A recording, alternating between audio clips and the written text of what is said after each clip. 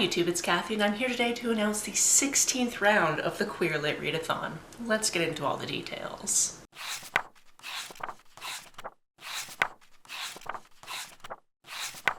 If this is your first time hearing about the Queer Lit Readathon, which is fair because that happens every round is somebody's first round. The Queer Lit Readathon is something I started 8 years ago with my friend Rogan. And the mission is basically just to get everybody to read a bunch of queer lit. However, we do have a bingo board every single round and you can use it however you please. I'll go over what's on the bingo board in just a second, but I've got lots of details to go through, so stick with me here. Firstly, you might be asking, when is this happening? And that's a very good question. This round will be happening December 7th through 13th. The December rounds of the Queer Lit Readathon are a week long. All of them used to be a week long, but June has turned into a whole month thing.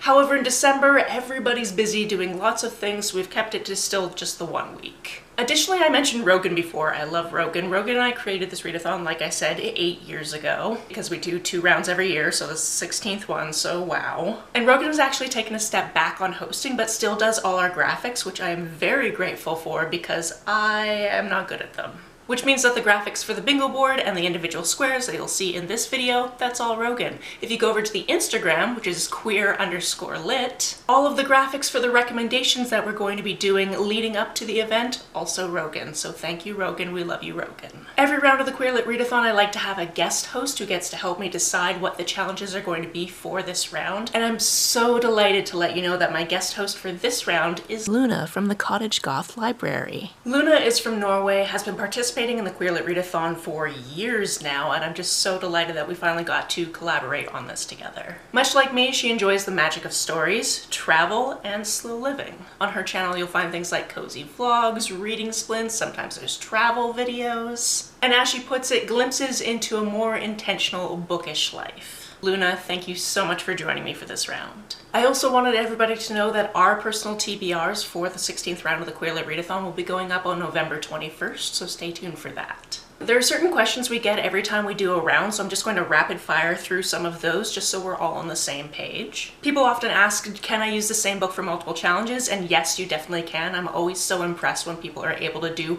so much of the board with so few books. It makes me so happy, actually. And on that note, do you need to make a bingo? You absolutely do not. You can use the bingo board in any way you like. You can make a line, you can just try to do the corners, you can do kind of an X situation, you can try to just do like a little square, or you can disregard it altogether. As long as you're reading at least one queer book that week, I'm happy, and you succeeded in the challenge. However, there are some people that just like more structure and like to do challenges, and that's what the bingo board is for. I am personally one of those people that likes to black out the entire bingo board because, you know, it's my reading challenge, so I like to be really extra while I'm doing it. But just because I've set myself up with that expectation doesn't mean I'm expecting it of you.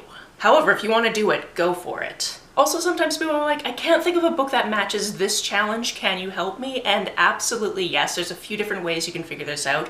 One, over on Instagram, we do post recommendations as best as we can. Some of the challenges are subjective to who you are as a person, so we can't really tell you how to pick those ones. But for the ones where we can give a recommendation, we do. And those will be coming out between now and the readathon. In addition, Instagram has a whole backlist from most of the other rounds, as well as the Masterlist recommendation spreadsheet, which is linked down below. People also ask if we're on other platforms. We used to be on Twitter. Technically, we're still on Twitter. I don't really update the Twitter anymore because I try not to go there. However, like I've mentioned, we're on Instagram. Additionally, there is a Goodreads group and there will be a Storygraph challenge as well listed down below. Oh, and we also have a Discord. Some people also are very particular about asking when exactly it starts. And like I said, we're starting December 7th, so that's midnight in your time zone or whatever time zone you would like to pretend to be in for that week. Whatever works for you. And the last thing that I'm going to recommend is if you make any videos about the Queer Lit Readathon, it would be very preferable if you could caption those videos. I can tell you for sure that the auto-generated captions on YouTube have gotten way better over the years because they used to not be able to understand what I was saying whatsoever.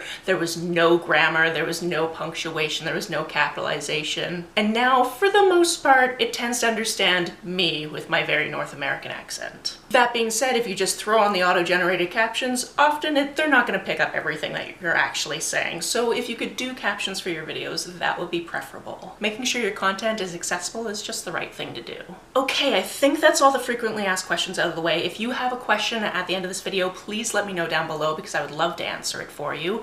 But let's go on to the thing that you're really here for, what's on the bingo board. So this is our beautiful bingo board for round 16. Look at it, it's gorgeous. And let's talk about the individual squares on this bingo board and what some of them mean. Because some of them you could look at them and be like, I don't know what you mean by that. And that's why I'm here to tell you. If we're reading this bingo board like a book, the first square is pansexual main characters. So this is a book with a pansexual main character. That's pretty easy. Sometimes it can be difficult to know the representation in a book ahead of time, so I usually take the book title and then just basically run a Google search to see if anybody has talked about what representations in that book, and then I look at that list. If it says pansexual, great. Also, there's tons of book lists out there for pansexual main characters, so I believe you can do it. And if you've never heard that term before, this is a really good time for you to look it up. Our second challenge is to read a book written by an author from the Southern Hemisphere. So if you take the Earth and you look below the equator, all of those countries, you want an author from one of those countries. Also, it should go without saying, but every single one of the books that you read for this readathon should be queer. I always forget to say that because it's just so obvious to me, but here we are, I'm saying it out loud just in case. Next we have rainbow flag covers. So we're looking at the cover of a book and we want either a book that has one of the many flags on it or is reminiscent of literally any of the pride flags.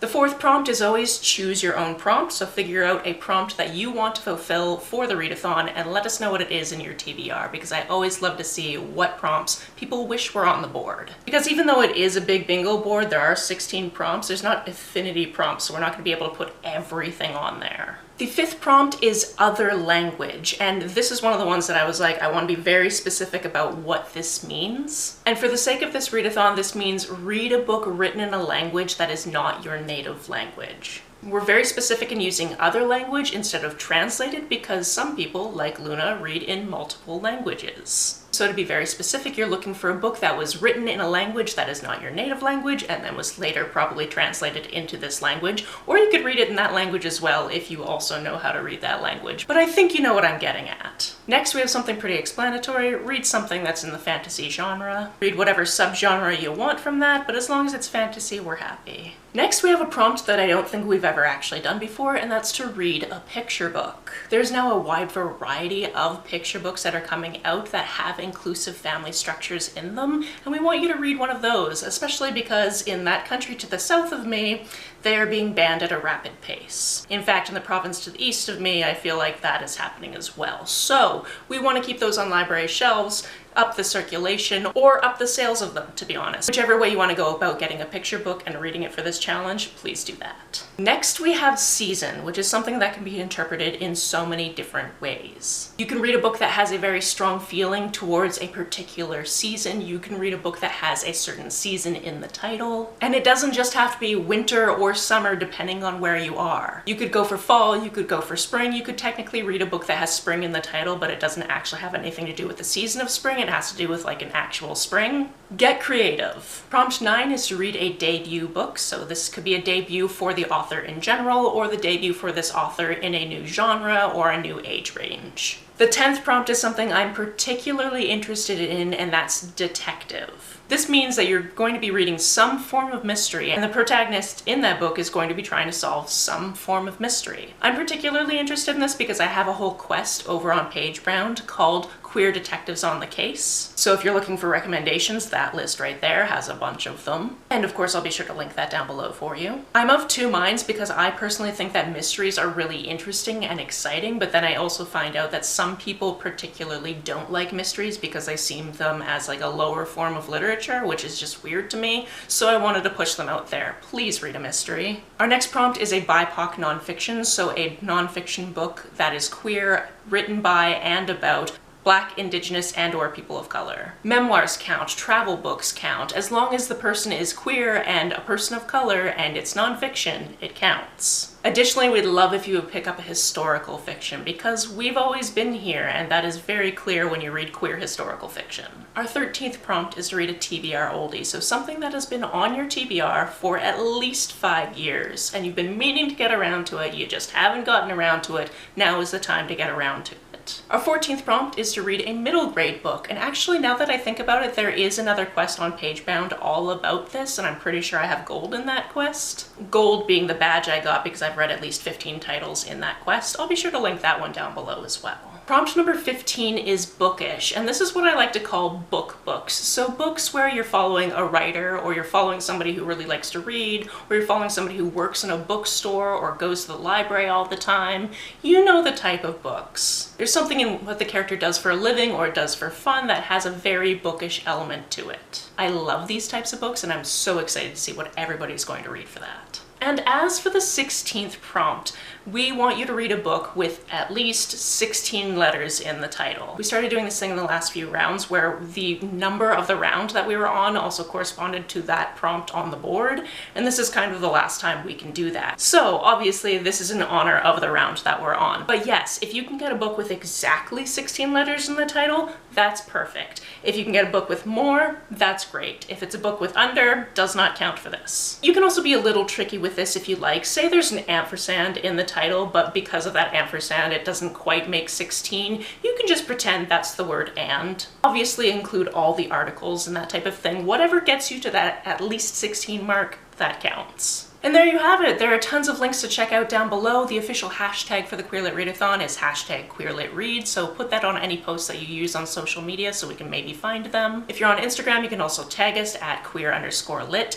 not QueerLit UK. That is a bookstore in Manchester, and we get confused with them a lot. But the next time I'm in Manchester, which I've been to once before, I would love to go there. Like I said, if you have any questions, concerns, or you're just excited, let me know about it down in the comments below. On the way down to the comments, if you hit that subscribe button, that would be very nice of you. If you don't feel like leaving a comment but want to make sure that I know you were here, just leave me an emoji or a smiley face if you happen to be on your keyboard. Some people have asked if there's a way to financially support this channel, so I set up a Ko-fi account, which is a digital tipping service. The link for that, as always, is down below.